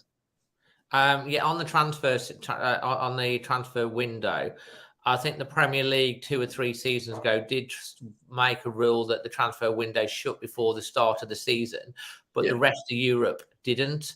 And that meant that they could pick off players because the European transfer window is still open. And I also think it's been exasperated this year because the Premier League has had to start earlier. So it seems to have been going on forever and ever. And I can't wait for the window to shut so we can just focus on the football and not who's going to go, who's going to come in. And like I say, you're right with what's saying. Bruno is getting the back in there, but he still hasn't had them for however long. And I think he's been unlucky in that respect. Yeah. But personally, I'd want the transfer shut before the start of the season, but they've got to get everyone else in the European leagues to agree to that, haven't they? Yeah, it's a difficult situation. They've obviously been patient to pursue their top targets like Nunes and Guedes. But it's a difficult situation. I think the transfer window has been very good. It's been probably the best one in the past couple of years, especially since the promotion to the Premier League. But yeah, it's a difficult situation. I think that there's definitely more signings to come. I think the striker situation, I think Jimenez was very good today. I think his hold-up play was good, and he just looked better. Since his injury in that season, last season, he didn't really do his best. He could have been better, but today I just loved watching him play again. He was on the ball, he was making it difficult for the centre halves. And yeah, what about Raul now? Yeah, I thought he did well today. Yeah, and if we get this new striker in, it's not so much. There's not so much pressure on him anymore because Jimenez is doing well. He seems to score. He's seeming to score a lot more now. Pre-season, I'm pretty sure he scored in every game that he played in. And obviously against Preston and the goal against there, but he was disallowed. But it's nice to see him good, and the striker that hopefully will come in won't have too much pressure on him because of Jimenez and how he's playing. Question here for you from Jamoja. Thoughts on Kalajic signing, Liam? I don't know. First of all, I don't know how to pronounce that name, so you're doing very well. Either. Yeah, it'd be good. He's a different style of striker to Jimenez, definitely, and we've seen it over the years, like Brozier from Southampton last year. I think, what was his name? Moreta, maybe. I think from Palace. Tall strikers are very good in the Premier League. They cause mayhem in the box, and he's that. He'll be the tallest outfield player in the Premier League. Is he the new Peter Crouch? Yeah, maybe. As long as he scores the goals. He did the robot though. Yeah, maybe not. I hope not. He'll do him in a celebration. But yeah, I think it'd be a good signing. I think you see eyes up going to Newcastle, which is a good signing for them. But yeah, it's kind of like the same style striker. I think them two. I'll tell you what, it'd be good for you to possibly do an article on the transfer window for the. That would be kind of cool as well. I'm sure Emma will probably talk to you about that sort of stuff. I mean, like your analysis of a lot of things. I don't know if she's got anything else planned up for that, but you do come across really well, and you've got a good analytical mind. I loved your midfielder thing with all the heat maps and stuff like that. So good, good. Carl Weiss has said the Australian Peter Crouch as well. Merv, Peter Crouch is Australian covered. Don't forget, if you want to follow. Austrian, not Australian, sorry. Get it right, David. Don't forget, you can always follow as well, Always Wolves Fan TV on Instagram, TikTok, Facebook, and, of course, Twitter. Liam, your highlight of the day. Doesn't have to be the game. It can be the whole day. That's difficult because everyone said the Nevers goal, so I want to be different. So you could go with that Nevers pass. That was a good Nevers pass. That was one that you just did first time. And, brilliant. It's either that or I like seeing Neto in that disallowed goal as much as it was disallowed. I like seeing Neto, with the fans clearly passionate about the club with the rumours about him, Arsenal. It was nice to see that he was fighting for the badge. But yeah, probably that actually, Neto, just with the crowd. It was nice to see. Even though I knew it was going to be disallowed, so I wasn't really celebrating. Well, you did, yeah, that's true. And your man of the match? Neves, I thought he was incredible today. Everything he was doing was working, and his tackles, his defensive side this season has stepped up massively. He's took on more of a role in that, and he's leading by example, which is why he's captain. I think he was incredible today. He led by example. I mean, for me, there's under no circumstances can they sell Reuben Nevers or Pedro Neto in this window. I don't know what you think. No matter who comes in, if we can keep Neves and Neto, it'll be a good window for me because we didn't think that at the back end of last season, especially with Nunes, with the midfield that we could have now. If we keep, I think if Neves went or Pedro, to be honest, it wouldn't send the right signal to the fans, and the fans would just lose the plot completely. It'd be a meltdown. And I think with Neves leading, we've got to have that continuity with Cody going, and he's a proper captain. He leads. He's not the same sort of captain as Cody, whereas Cody's quite vocal in that respect. Neves leads by example. Yeah, he just does the work. And I mean, you'd rather have that, wouldn't you? You'd rather have a captain that would lead by example instead of having a player in the squad just based purely on the fact that they're very vocal. Not to say Cody was that. It's just if I was to pick one style of captain, it would be lead by example. But Cody was very good, and he was a very good captain for us. And he's doing well at Everton. Got an assist on. I saw the assist as well, and he's still running the length of the pitch to celebrate. And your performance rating, sorry. it would be a 7, but I think when they scored their goal, everything we were doing just wasn't working. There was loads of passes that we just gave the ball back to them. So I'm going to say 6, because if we kept the tempo up after they scored, I would have leaned more towards a 7. But yeah, I'd probably say 6. Carl White says Nevers is 99% staying. That worries me that it's not 100%. Sky Sports after the game. Kalajic is top 10 strikers in Germany, apparently. And your superpower, mate. You've had time to think about this. Yeah, I have, and I still don't really know. Probably say invisibility, so I can have a look and get into Jeff Shee's office and to see what he's doing and to see how he's going about the transfer window. That'd be nice. Invisibility, that's it. I like it. Some good ones there, mate. Absolutely brilliant. Looking forward to your next article. Loving having you on the channel. It's great to have a younger viewpoint as well. But you're very mature as well. You put some great points across. So hopefully we'll get you on the next one as well. So that'd be brilliant when you can, obviously. Sounds good. Thank you very much. Nice one. Cheers, Liam. Cheers. Have a good day. And you. Oh, the rest of evening. What's left? Evening. Sorry. We'll watch match of the day. We might get on first. You never know. Do we know what the running order is for match of the day? By the way, do we know yet? No clue. But we won't be at the top. It'll be Tottenham. What was the scoring? That was it 1-0. 2-0. But there was a penalty save. So, well, maybe maybe because the VAR calls. So yeah, maybe. Hopefully. Fantastic. Chris as well says, good job here as well, mate. Absolutely brilliant. Cheers, Liam. Cheers. Thank you. Cheers. Third on match of the day as well. Had to, no, surely. Emma was right again. Catch you later, mate. See ya. Bye. Right, next up, last but one, because we've got Scott, who always likes being the bookend. Coming up at the end, we've got Kane. Hello, Kane. Is this your debut? This is my debut, yeah. Is it all now, good? listen, I met Kane literally after the game. Can we get more of your head on? Yeah, I don't know where to put my phone, so you'll have to tell me if it's all right.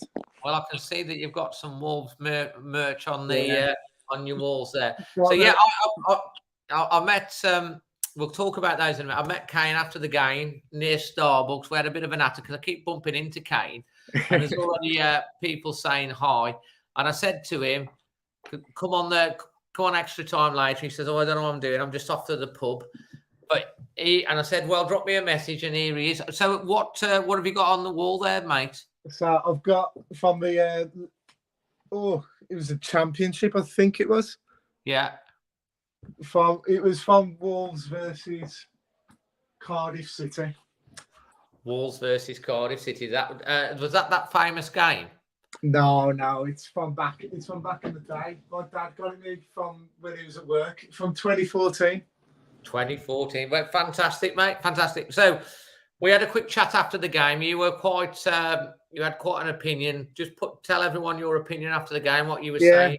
Well, I don't understand why Traore didn't come on in the 60th minute around that time when we was under pressure. We needed someone to run in behind the defence, really. And then to bring on Hwang and Podence instead. Both players want to come short and get the ball. And they're good when we've got possession. But when we're under the cosh and Newcastle are attacking, you've got to have someone to run in behind and stretch the play. And Traore brings 3 defenders to mark him. And then we got space all around the pitch to keep the ball. I don't understand why he didn't come on. Merv says, "Did you get your fancy coffee?" I don't do coffee. What was it that I had? Lime refresher. I had a lime refresher, which was a very refreshing, low-calorie drink, and it's quite refreshing. So I'm not really into my coffee. Do you like your coffee, Kane? Not really, unless I'm tired. That's the only time. I had a refreshing pint of Amstel instead. Where did you go for your drink? We went to the Hog's Head and then the George Wallace, the usual. And you went where after? The George Wallace for the second half of the Tottenham game. Right, fantastic. Well, we were in the Hog's Head today. Actually went for brekkie. It'll be on the match vlog for a change. Had a little bit of something to eat, which was good. So yeah, I mean, a lot of people agree about the thing. Does that bring into question Bruno Lage's management, game management, thoughts? Do you think he had his favourites? I mean, you know. Hwang's clearly a favourite under Lage. The amount of chances he's given him. Yeah. If it was any other player, if Hwang didn't bring him cookies in training, he wouldn't be playing still. I don't quite get why you're still playing him when he's so clearly got no confidence at all. And then with a penalty miss against Preston, and then today you can't even be angry at him at this point. You just feel sorry for him. You do feel sorry for him, because he's been put in the position, and at this point in time, it feels like everything he touches goes wrong. Yeah, it was that moment when I can't even remember who took the throw in, but he miscontrolled it in front of the safe bank, and everyone just berated him for it at the end of the game. And I thought, he needs to get taken out the firing line, doesn't he? Really, he's got to go to Leeds. That's what he needs to. He needs to go to Leeds, having a fresh start. Sometimes with a player and a club, with all the best will in the world, it just doesn't work, does it? It started off so well. I don't understand how it. You not think that it's the South Korean fan base connection that they're trying to tap into with Hwang? I think that's the only reason we signed him, was to make the sales on the shirts. I don't think if you used to sign him or Trinquet out the two for the season, I think Trinquet looks more promising. I agree with that, mate. I know I actually do agree with that. I think Trinquet had a bit more about him. Hwang, he started really, really well, and then he got the injury, and he's just, I don't know. I don't know. Will he be? Do you think Hwang will be here come the 2nd of September? I don't want him to be honest with you. I think for us as a club and for him, I think it's better for him to go to Leeds, have a fresh start. And he's played under Jesse March before, I think, in Leipzig. So I think that's true. So that's why he wants him. Yeah, I mean, we get 20 million for him, and we made 8 million in the space of like 3 weeks. Yeah, we've made a profit on him, and he's been awful. So you can't complain with that business. Everton are supposedly interesting too, according to the producer. Everton just make terrible transfer decisions, don't they? They have got a quite history of. I don't know what goes on with Everton. Are you worried for Wolves, mate? Or are you? I am to be honest with you. I don't think Bruno's got much long left. I really don't. I thought it last season. The substitution decisions he makes, they're too late, and they're always wrong. Den Donker should have come on. The 70th what was bringing Den Donker on with 1 minute to go? No, I don't. It's just to give him an appearance fee on his contract. That's the only reason for him to.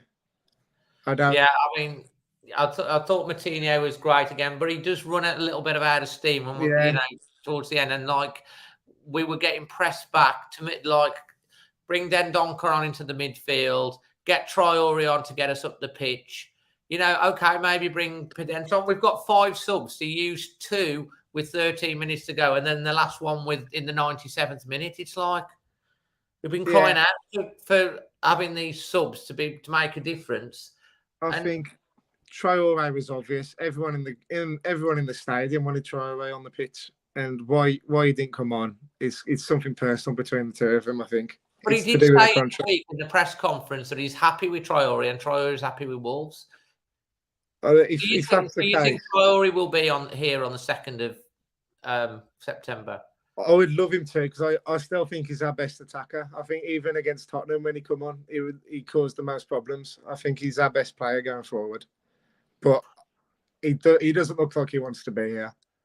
Well, no, but the producers said that he expects him to be a transfer deadline day moves, to be honest, and you can see that. So you think Hwang's going to be gone, and you'd sell him. If you could keep Traore, then great. What else do you expect to happen before the window closes? Well, I've heard the striker they were signing. He's a giant, apparently. That's all I know about him, and I think that's perfect. We put a lot of crosses into the box to no one.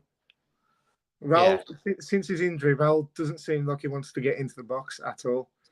No, he did bust the gut on at the end of that Neto. He ran really hard to get into the position to convert it. But it's like he wants to drop too deep and get involved in the play a bit too much for me now. And I think we've got good players up front who like to drop deep and create chances. We've got no one to put it away. Yeah, and he's he'd be a different type of player as well. Do you expect Neves to be here and Pedro Neto to be here on the 2nd of September? I would love Neves to be here, but I don't understand why no big team's gone for him, because I think he's miles and above the best midfielder that I've seen play at the Molineux. You see, but I would not sell him for any money right now. No, I don't think. I just wouldn't, unless if we sell him now, we're going down. Yeah. If we lose Neves, he's priceless. He can't. He's the captain. He's the club. He's the captain. He's leading. You know, it just the money is nothing if you get relegated. Yeah.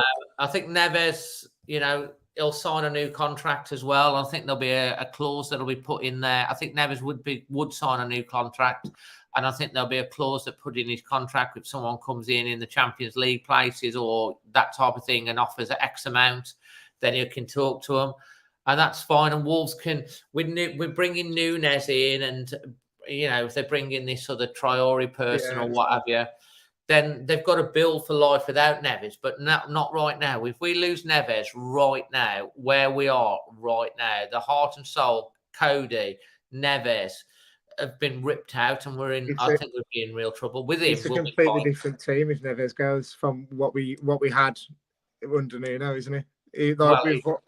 What's happened with Bolly today as well? It's like Bruno's getting rid of all of Nuno's men to create his own team. What do you think about this Bolly situation?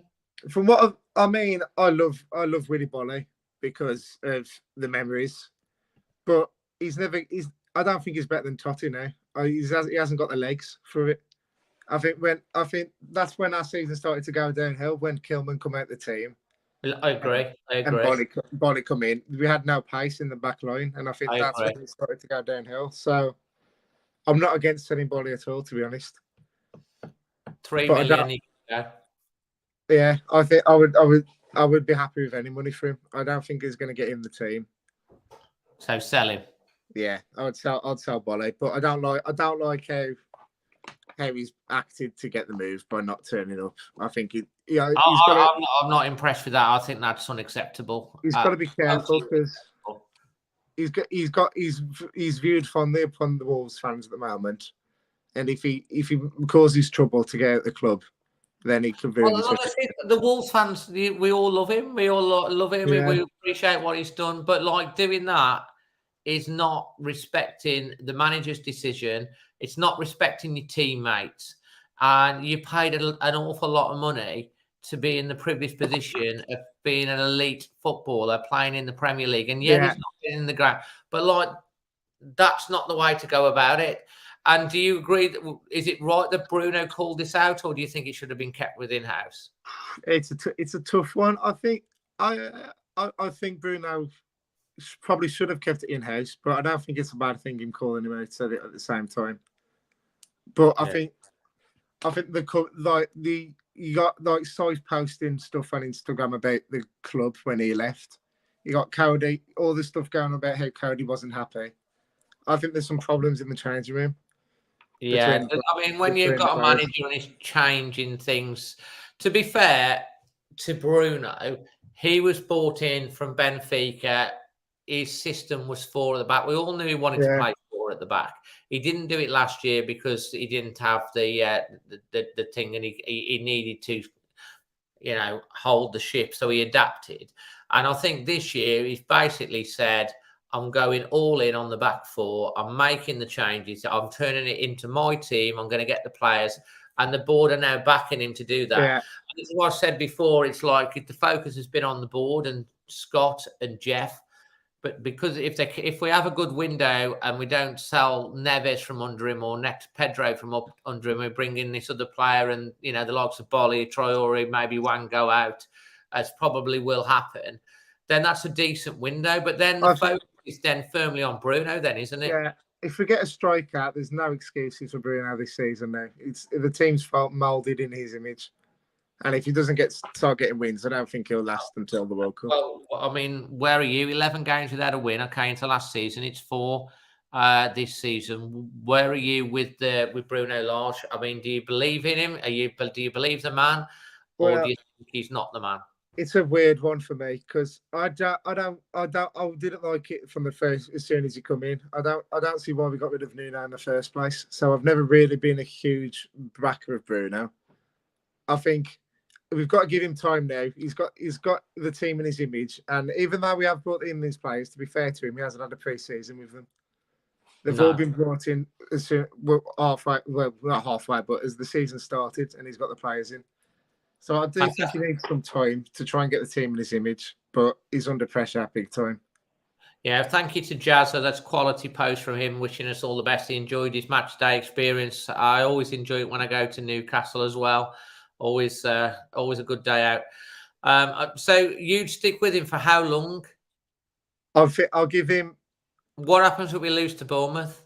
Are you staying with him? I think with him. I think we're in real trouble if we lose to Bournemouth, and I think if we lose to Bournemouth, and you're Jeff, are you sticking and holding to Southampton? I'll hold to Southampton, and then I would also hold for the Man City Liverpool game because if you do get a new manager in, you don't want him to start against them two. No. So would you basically? Would you be making a decision after the Bournemouth game to bring someone else in, or would you give it till Southampton to make that decision? I'll give it to Southampton, and then after Southampton, I would look. I've heard that Lopetegui is available. Well, Lopetegui is at Sevilla, isn't he? I think. Yeah, people keep talking about him, and if he's available, he'd probably at this point jump at the chance to manage in the Premier League, and he was someone that was linked with Wolves a long time ago. So I don't know. I think he could come in and definitely do a job. I mean, I've got to be honest with you, Kane. I really, really, really so badly want Bruno to be a success. Yeah. I just want it to click and for it to be a success. I feel that once we get the first win, we could go on a run. Yeah.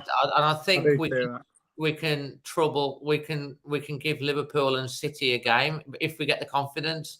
Won't be easy, but I think the pressure now. I think if we lose to Bournemouth, and especially if we perform badly to Bournemouth, he is going to be one game away from going, because if you lose to Bournemouth and then you lose or you don't beat either of the teams and you go into Southampton, you know, the board will probably be making plans.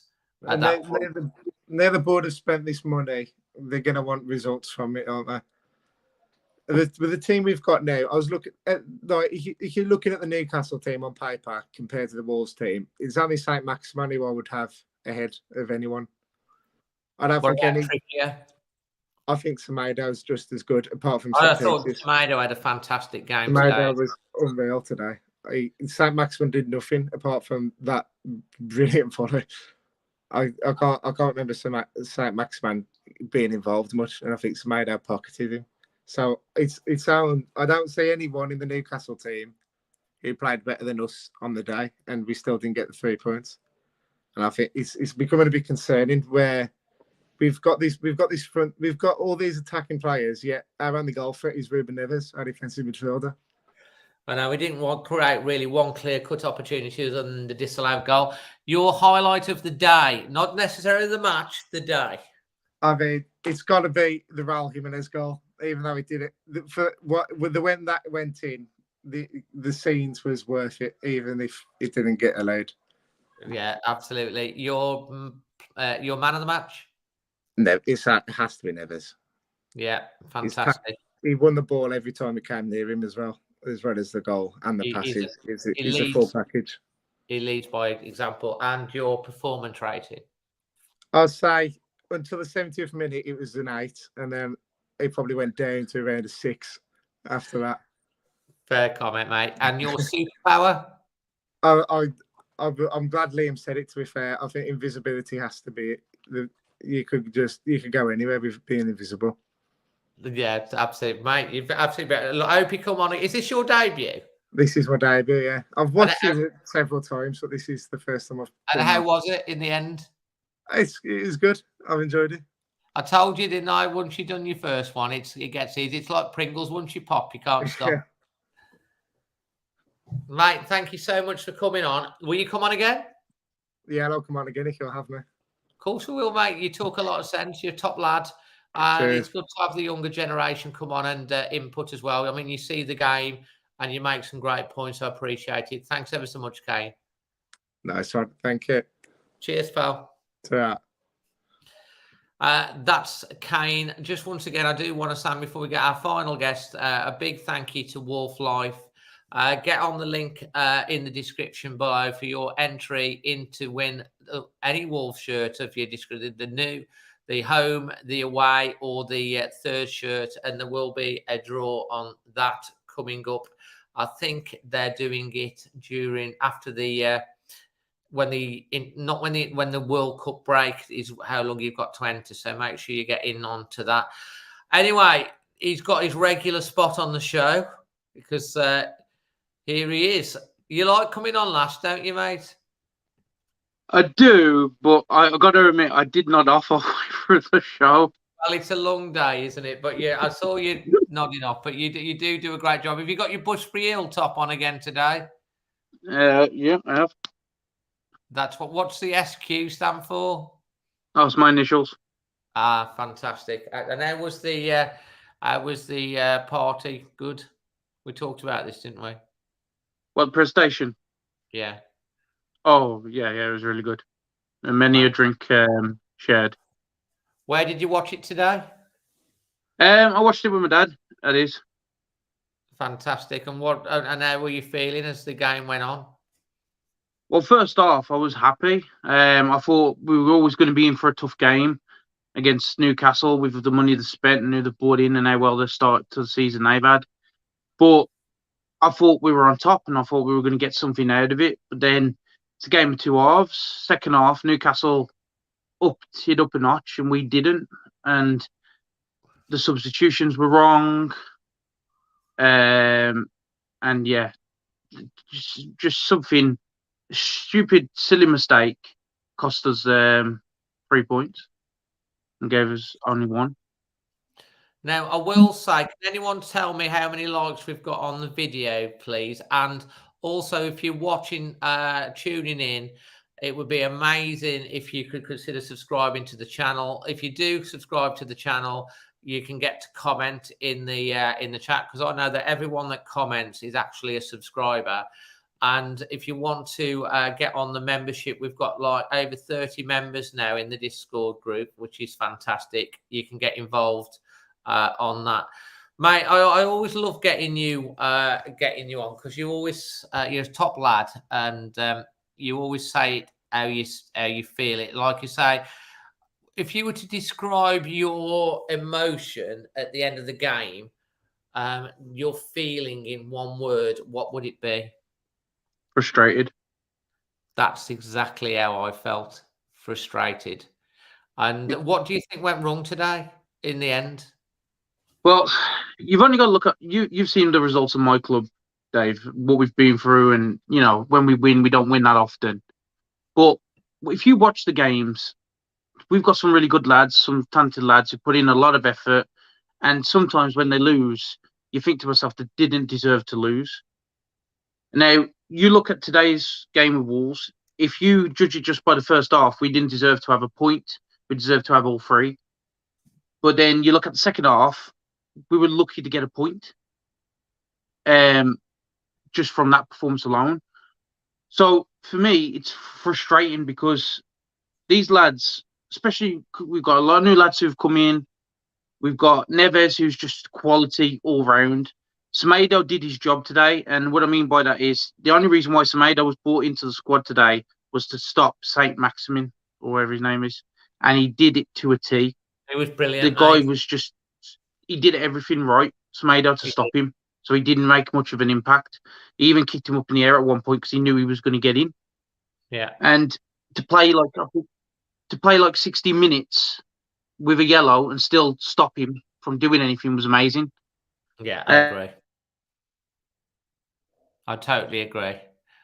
It looks as if we've got a slight issue, technical issue with Scott. He seems to have frozen, and he was basically talking about their St. Maximum, and Semedo, who was basically doing a grand job in stopping St Maximin, and Scott has actually froze. Can you just tell me? Can you just tell me in the chat? Can you hear Scott at all? He's back. Is he back? He's moving again now. Hello, Scott. You hear me? Yeah, you literally froze like this. Well, I don't know what happened there. I talked. I did a professional talk to keep it going, and you're back. I could hear you. About Semedo and St Maximin. Yeah, so basically, Semedo did his job perfect. He held him at bay, didn't let him make any impact, and it was a freak mistake by Heechan that cost us the goal from St Maximin. But you can't blame Semedo for that because Semedo was awesome against him. Yeah, it's just frustrating to see these lads put in a top performance, especially in the first half, and then do their best in the second half to then get let down by the manager today. Because the manager today, I think, let them down. Traore should have come on, because Traore would have bought a lot more and would have gave us a lot more to create.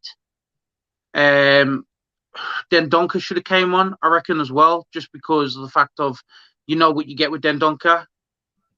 But he brought Podence and Heechan on, and like you've said, and like many of your guests have said, Heechan's not a man with confidence at the minute. So why would you bring him on in a game where you need the 3 points? Do you know what I mean? Like Podence, I get it. Okay, yeah, bring Podence on because Podence ain't a bad player, and he might create something. But the guy that everybody was begging for was Traore, because you know what Traore is going to bring to the table.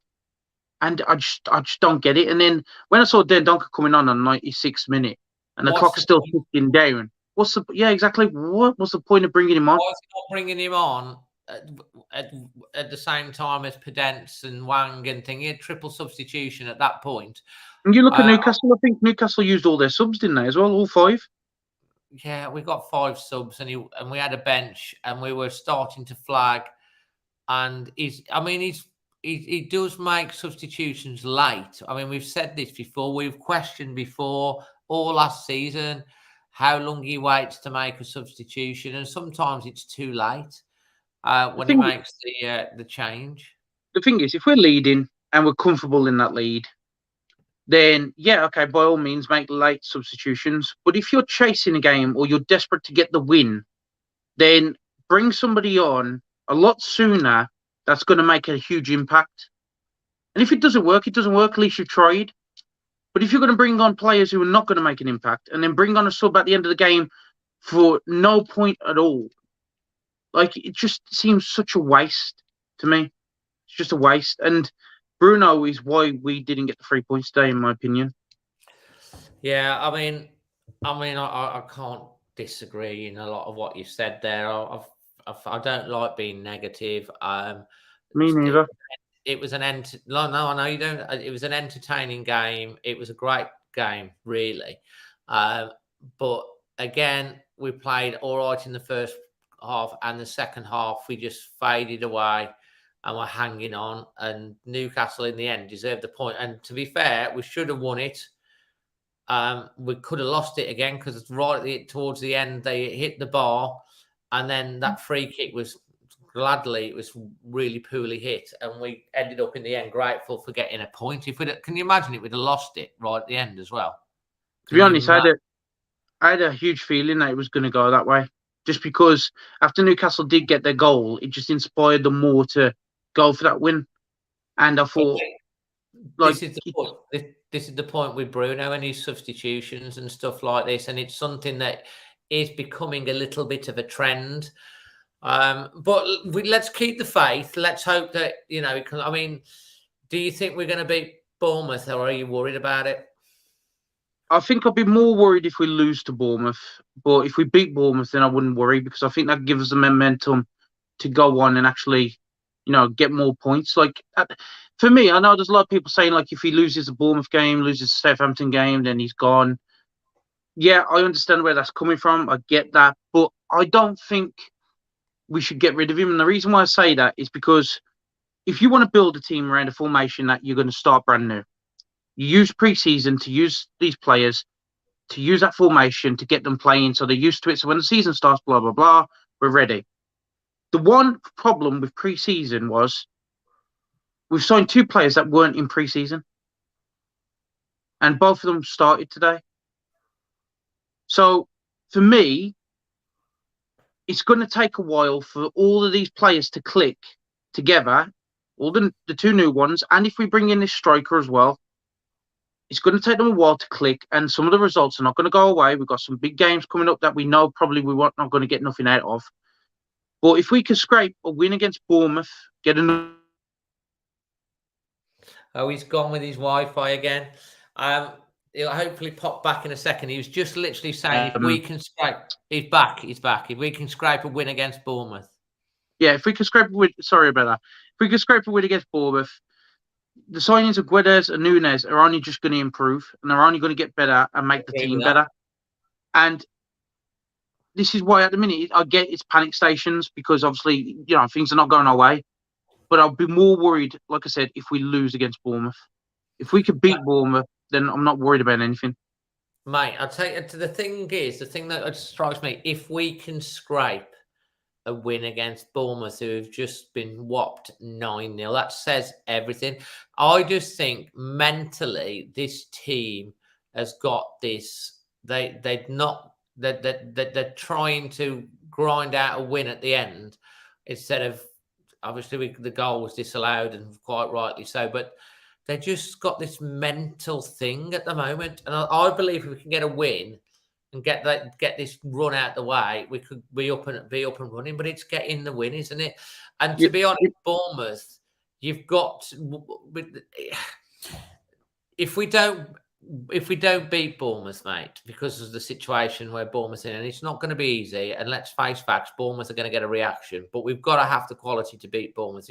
If we're going to show anything of being a top 6 side and start climbing the table, and then follow it up again with a victory over Southampton. If we can beat Bournemouth and Southampton, we're up to 8 points. Things are looking a bit rosier. Yeah, we've got Liverpool and City there, 3 each. We know we can give them a game, but if you fail to beat Bournemouth, it's 12 games. If you fail to beat Liverpool, Southampton, it's 13 games without a win.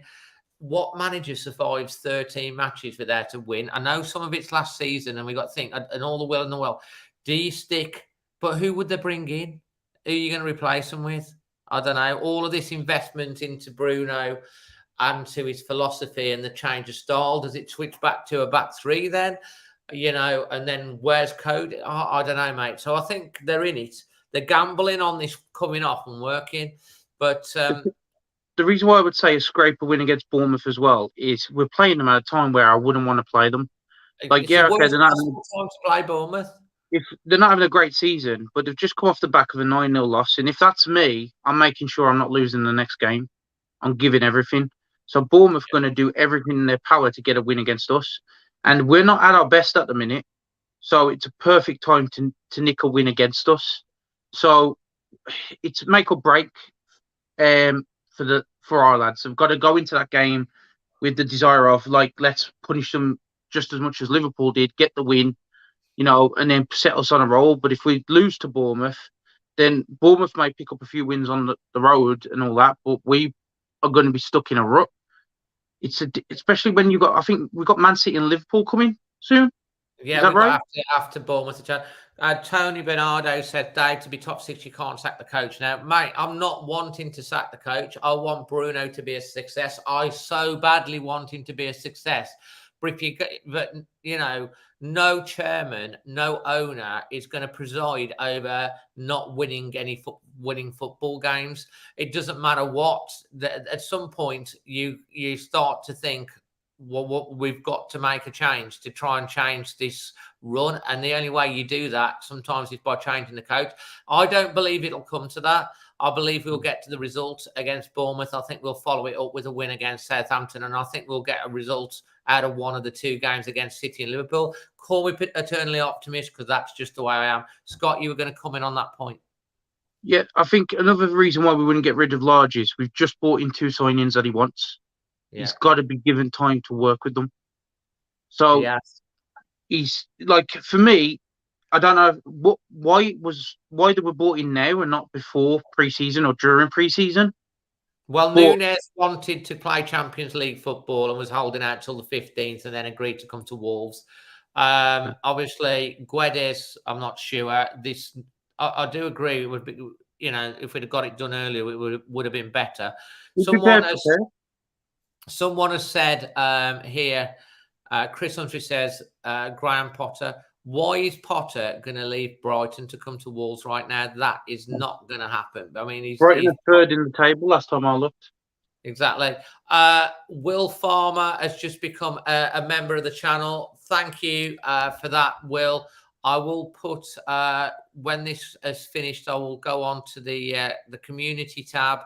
I will put on the Discord link, and you can get on the Discord group. So thank you for becoming a member and supporting the channel. It means a lot. It helps continue to pay for all the software and invest, as I've been doing. Will, absolutely welcome. Guys, can we all welcome Will and 1877 to the members as well? Scott, your highlight of the day. So for me, the highlight was the goal. The goal was just epic. I know he got a bit of luck when he went through the player's legs, but it's still a great shot, great finish. But the highlight for me was seeing Semedo and Jimenez back in the side. Yeah, I think starting the game. I think that's a good. And long may it continue, because Jimenez was good today. And Semedo was fantastic. Semedo was just immense. And if you ask my man of the match, it's Semedo all day, because Semedo came in and did his job to perfection. It's easy to give it to Neves, because Neves today was a warrior on that pitch. Like, if anybody questions his love for this club, just show Neves in that game. He will die on the pitch for this club. That's how much Neves loves us. But Semedo today, first game starting in a while, and he was tremendous. Yeah, first game starting in the Premier League. I thought he was in absolutely immense all over the pitch. He didn't put a foot wrong, really. He was really, really good. And I was going to ask you your man of the match, and you've already answered that. So your performance rating? So if we go on first half, it's an 8. But if you go into the second half, I'm not going to be too harsh and drop it all the way down to a 6. I'm going to put it to a 7. And the reason why I say 7 is because we still held Newcastle at bay. They couldn't get in, and it was just basically a stupid clearance by Hechan that caused a wonder strike from St. Maximin to get them that goal. And yeah, okay, maybe they hit the crossbar at the end, but other than that, it didn't look like Newcastle were going to score.